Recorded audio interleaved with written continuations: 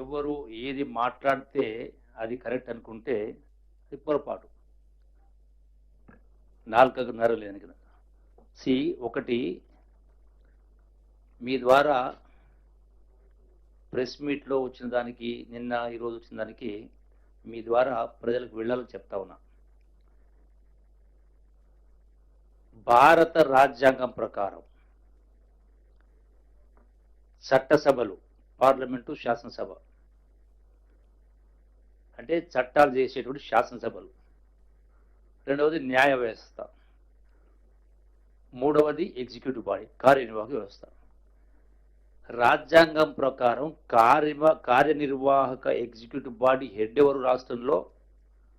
Executive head ముఖ్యమంత్రి.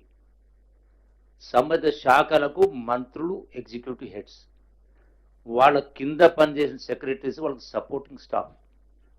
Right. ఇక్కడ ఒక అంశం చెప్తా మీకు. గత ప్రభుత్వ హయాంలో ఈ యొక్క లిక్కర్ బాటిల్స్ పైన ఉండేటువంటి క్యాప్ అనేటువంటి హోలోగ్రామ్స్ ఏవైతే ఉంటాయో అది 2013లో అంటే 21 ఆగస్టు 2013లో ఒక కంపెనీకి ఆ హోలోగ్రామ్స్ కాంట్రాక్ట్ ఇచ్చిండ్రు. 2014లో వచ్చినటువంటి టీఆర్ఎస్ ప్రభుత్వం 1వ తారీఖు జూలై 2014 నుంచి 2019 వరకు అదే కంపెనీకి అగ్రిమెంట్ చేసి కంటిన్యూ చేసిండ్రు. 2019లో అగ్రిమెంట్ టర్మ్ అయిపోయింది. ఆ తదనంతరం అంటే 2019 నుంచి 2023 ఈ ప్రభుత్వం వచ్చే నాటికి నామినేషన్ పైన ప్రతి సంవత్సరం ఎక్స్టెన్షన్ ఇచ్చుకుంటూ పోయిన టెండర్ పిలవకుండా.